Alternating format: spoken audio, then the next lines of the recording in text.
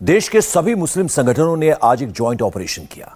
मुस्लिम personal law board के सारे बड़े नाम, देश के सारे मौलाना, देश की ज्यादातर पॉलिटिकल मुस्लिम लीडर्स, सबकी लाइन एक थी। सब यूसीसी को जो एक कानूनी मसला है उसे धार्मिक मसला बना रहे हैं। एक विधान पर मुसलमान हो रहा है। मुसलमान सच में क्या कह रहा है, उसको कौन सा कोड पसंद है, मोदी वाला कोड या फिर मौलाना वाला कोड, इस रिपोर्ट में देखते हैं। यूनिफॉर्म सिविल कोड क्या मुसलमान डराव कोड है? क्या यूसीसी से मजहबी आजादी खत्म हो जाएगी? क्या यूनिफॉर्म सिविल कोड शरीयत के खिलाफ है? यूसीसी के नाम पर क्या मुसलमानों को भड़काया जा रहा है? जब से यूनिफॉर्म सिविल कोड लाने की चर्चा तेज हुई है, सबसे ज्यादा दिक्कत मुसलमानों को हुई है। उसमें भी सबसे ज्यादा परेशान मौलाना हैं और मुस्लिम वोट की बैलेंस शीट देखने वाले हैं। यूसीसी के विरोध में ये इसका सहारा लेते हुए मस्जिदों से ऐलान करेंगे। अब ये मस्जिदों तक पहुंच गए हैं। अपनी निजी स्वार्थ के लिए ये दबे कुचले मुसलमानों को एक समान अधिकार नहीं देना चाहते। जो आपको अच्छा लग रहा है, शर्म आनी चाहिए ना। जो कहते हैं कुरान में तब्दीली, नऊज़ु बिल्लाह माज़ल्लाह, कुरान में तब्दीली। कुछ मुसलमान भी है जो कहते हैं, कमी नहीं है, गद्दारों की भी कमी नहीं है। ये असल में यूसीसी लाना इनका असल मकसद नहीं है। असल मकसद इनका मुल्क में अफरा तफरी का माहौल बनाना है और 2024 पर इनका निशाना है। इससे मुल्क में तरक्की रुक जाएगी और नफरत की इस आग में सब झुलस जाएंगे। ये क्यों कह रहे हैं कि यूनिफॉर्म सिविल कोड शरीयत के खिलाफ है? मुसलमानों के मजहब पर चोट करने की ये साजिश है। तो सबसे पहले जान लीजिए कि इनकी परेशानी की वजह क्या है। दरअसल मुस्लिम पर्सनल लॉ में मुस्लिम पुरुषों को 4 शादियां करने की इजाजत है। इनको डर है कि जब यूनिफॉर्म सिविल कोड आएगा तो सबके लिए एक कानून हो जाएगा। जैसा हिंदू, सिख, बौद्ध, जैन में होता है, एक शादी का प्रावधान है, वैसा ही हो जाएगा। 4 बेगमों का सपना टूट जाएगा। सवाल है, क्या दिक्कत इससे है? शादियों का जो मसला ये कहते हैं, ये 4 शादियां कर कौन रहा है? हमारे शरीयत के अंदर जायज़ हैं। अगर किसी की एक बीवी मर गई तो दूसरी कर ली उनने, दूसरी मर गई तो उनने तीसरी कर ली, तीसरी मर गई तो चौथी कर ली। ये 4 शादी हो गई उसकी। 4 औरतें रख कौन रहा है इस जमाने के अंदर? और किसके पास जगह है और किसके पास जनाब खर्च खराजात इतने हैं जनाब जो 4 बीवियाँ रखेगा और 4 बीवियों के फिर उनके बच्चों को जनाब वो संभालेगा। मगर हाँ, शरीयत ने हमें इजाज़त दी है, उसमें हम मदाखलत किसी की पसंद नहीं करेंगे। अगर सरकार ने कानून बना दिया कि होगी नहीं दूसरी शादी, जैसे हिंदुओं में होता है या दूसरे मजहब, वो हिंदुओं में होता है तो अब तो हिंदुओं में भी होने लगा है। पहले हिंदुओं में बेवाओं की शादियाँ नहीं होती थी, अब बेवाओं की शादी करा रहे हैं। वो सबकी हो रही है। पहले सती होती थी औरतें, अब कहाँ हो रही सती? पता तो होना चाहिए ना कि हम कितनी तादाद में यहाँ पर मौजूद हैं और हम कितने लोगों ने 4 शादी करके रखी है। तो अब मैं, हमारे जो बिरादरान वतन है जो मुस्लिम नहीं है, उन्होंने भी 2-3 शादियाँ की हुई है। तो बल्कि वो हमारे मज़हब को बदनाम किया जाता है कि वो इस्लाम कबूल करते हैं और उसके बाद दूसरी शादी और तीसरी शादी करना चाहते हैं, फिर अपने धर्म पे रहते हैं। तो वो उनको वो सहूलत नहीं मिल रही है जो हमारे यहाँ पर है। लेकिन हमने अपनी इस सहूलत का कितना फ़ायदा उठाया है कि ये तो हम खुद जानना चाहेंगे कि कोई सर्वे करके हमें बताए कि हम लोगों ने कितनी शादियाँ की है। यही नहीं, तलाक के नाम से महिलाओं को डराने वाले पर्सनल लॉ कानून पर भी खतरा है।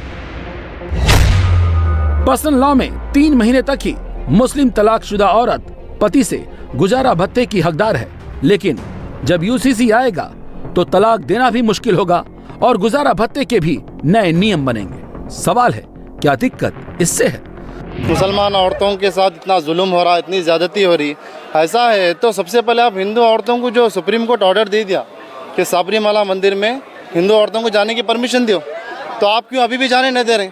जब आपकी मंदिर में हिंदू औरतों को जाने की परमिशन की बात हो रही तो अमित शाह बोल डाले बीच में, स्टेज पे खड़े होकर बोल डाले, उसका रिकॉर्डिंग है यूट्यूब पे अभी भी है, कि उन्होंने क्या बोले कि सुप्रीम कोर्ट हमारे मजहबी मामलात में बीच में अमल दखल नहीं करना, तो फिर सुप्रीम कोर्ट को आप खुलेआम ये वार्निंग दे रहे हैं कि न्याय क्या बोलते हैं हिंदी में, क्योंकि सुप्रीम कोर्ट हमारे बीच में नहीं आना, हमारे मजहब में जो लिखा है वो हम करते। तो आप ट्रिपल सिर्फ प्रोपेगेंडे हैं, ये पॉलिटिक्स है ये, बस और कुछ नहीं। इस तरीके से भी कहा जा रहा है अगर कि ये आ जाएगा कानून तो जो बच्चों की कम उम्र में शादी होती है वो रुक जाएगी, प्रॉपर्टी में हिस्सा मिलेगा। तो अभी हाँ होती है, कम उम्र में होती ही नहीं है, तो उसको 1000 बार रिपीट करते हैं, 1000 बार जवाब दिया। बाल विवाह हमने देखा है, बाल विवाह कुछ नहीं है। देखिए मुसलमानों में ऐसा नहीं है, ये अगर देखिए हो सकता है कहीं ना कहीं तक सरकार तक ये बात ना हो कि मुसलमानों को हक नहीं मिलता। मुसलमानों को हक तो हमारे यहाँ तो बच्चियों का भी, बड़ों का भी, औलादों का, सबका बराबर का हक रहता है। तो ऐसा नहीं है हक किसी का मारा जाए, हक तो हमारे यहाँ दिया जाता है, हमारे 1-1 इंच के सबका हिसाब रहता है। तो ऐसा नहीं है कि मुसलमान या उनके वालिदैन या अपने जो छोड़ के गए हैं बहन का हक मार के अपना कर लिया जाए, ये नहीं। कम उम्र में हमने देखा है शादी हो जाती है तो वो एक एज फिक्स हो जाएगी, तो क्या गलत है? हो जाती थी, अब कहाँ हो रही है। उधर हिंदुओं को लगता है कि मुसलमान पर्सनल लॉ की आड़ में बहुत छूट पाते हैं। उनको एक संविधान, एक विधान, एक निशान के नीचे लाना चाहिए। जैसा सबके लिए वैसा मुसलमानों के लिए भी कानून होना चाहिए। यूसीसी का मुद्दा संवेदनशील है, इसीलिए सरकार ने भी 13 जुलाई तक हिंदू मुसलमान सभी धर्मों की राय मांगी है। जहां हिंदू हिंदू करने वाले यूनिफॉर्म सिविल कोड के समर्थन में खड़े हो गए हैं, QR कोड के जरिए यूनिफॉर्म सिविल कोड का भारी तादाद में समर्थन करने की बात कर रहे हैं, कानून मंत्रालय को लेटर भेजने की मुहिम चला रहे हैं, वहीं दूसरी तरफ all India Muslim law personal board ने भी यूसीसी के विरोध में QR कोड जारी किया है और मुसलमानों से यूसीसी के विरोध में अपनी राय भेजने को कहा है। एक देश एक कानून, फिर आगे कहेंगे झंडे में तो तिरंगा, ये 3 कलर क्यों है? एक देश एक कानून एक कलर, फिर तिरंगा झंडा भी बुरा लगने लगेगा। तो कहेंगे नहीं नहीं, एक देश में तो एक ही कलर का झंडा होना चाहिए। शर्म आनी चाहिए ना, जो कहते हैं कुरान में तब्दीली, नऊज़ु बिल्लाह माज़ल्लाह, कुरान में तब्दीली। कुछ मुसलमान भी हैं जो कहते हैं, कमी नहीं है, गद्दारों की भी कमी नहीं है। मुस्लिम पर्सनल लॉ बोर्ड ने, लॉ कमीशन ने अपने एतराज़ दाखिल कराने के लिए एक लिंक दिया है अखबारों में, इनकलाब अखबार में भी है और अखबारों में भी है, QR कोड भी उन्होंने दिया है, लिंक भी दिया है gmail.com का।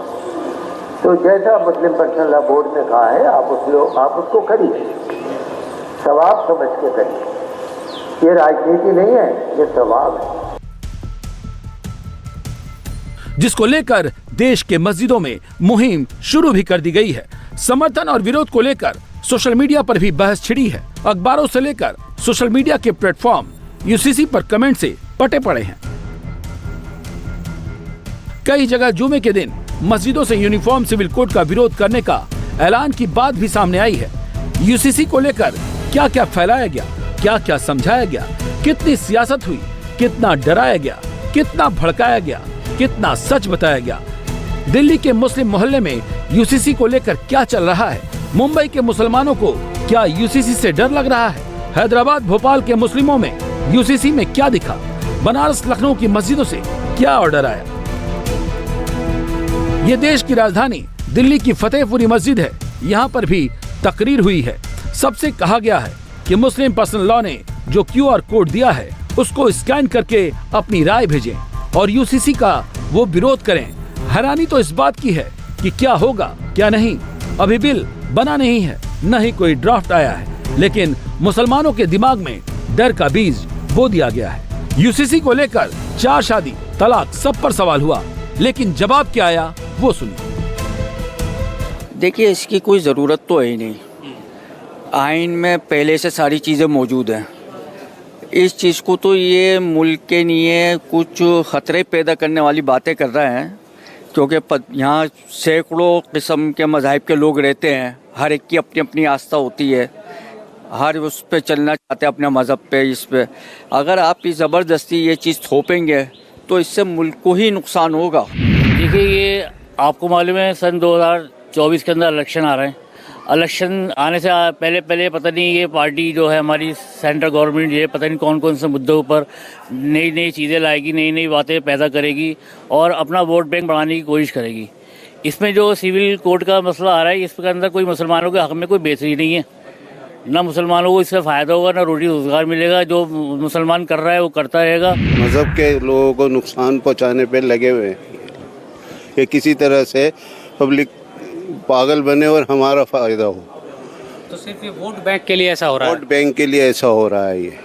वो ये कह रहे हैं कि एक कानून इस तरह का होगा कि 4 शादियां करते हैं मुसलमान, तो ये सब बातें ये तो हमारी शरीयत से चल रहा है। ये तो शरीयत को हम वो नहीं कर सकते, जो शरीयत में है वो तो है ही ना।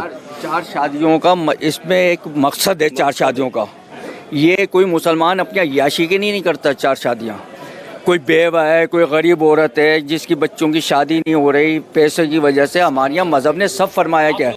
इंडिया टीवी हर वक्त हर जगह डाउनलोड करने के लिए सर्च करें India TV news Google play store या ऐप स्टोर पर।